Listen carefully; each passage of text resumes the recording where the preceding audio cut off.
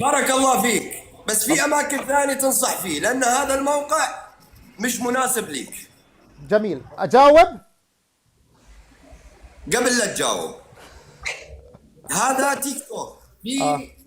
في اشياء كثيره، ممكن تشوف اشياء كثيره مش مناسبه ليك، وانت تنصحونا غض البصر، لا تدخل التيك توك. المفروض ان احنا ما ندخل التيك توك. جميل. لا تروح اماكن مشبوهه، لا تعملوا اشياء جميل. وتنصحونا بهذا.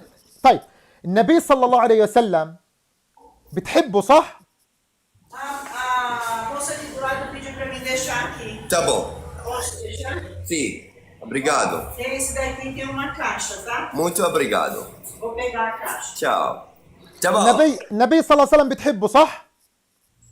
طبعا مين ما يحب النبي؟ النبي صلى الله عليه وسلم دخل على نوادي قريش وكفار قريش، فكانوا يعبدون الأصنام وكانوا يشربون الخمور، ودخل على نواديهم ينصح في لا إله إلا الله محمد رسول الله. هل نقول للنبي صلى الله عليه وسلم يا رسول الله لماذا دخلت على هذه النوادي لأنه ما بصح لك تدخلها؟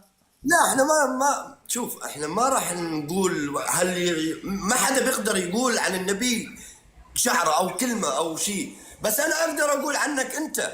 طيب، إذا لعاد أنت لساتك مش فاهم الإجابة اللي أجبتك إياها. يعني بين قوسين النبي صلى الله عليه وسلم وبمكانته بقوته بعظمته كان النبي يدخل إلى نوادي قريش، كانوا يشربون الخمر وكانوا يفعلون الأفاعيل، فكان النبي صلى الله عليه وسلم ينصحهم.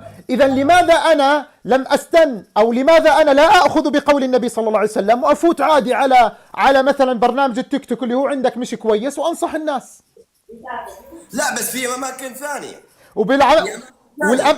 أنا خطيب مسجد وبنصح الناس في المسجد وبنصح الناس، وقبل فترة شفت واحد ما بيصلي جبته معي على الصلاة، وقبل فترة كان واحد يشرب سجاير نصحته، وقبل فترة كان واحد مشغل غناء في حارتي نصحته. ففي أماكن كلها بنصح فيها. ليست الدعوة فقط على التيك توك، وإنما الدعوة في كل مكان، وأستطيع أن أجيدها في كل مكان. لا.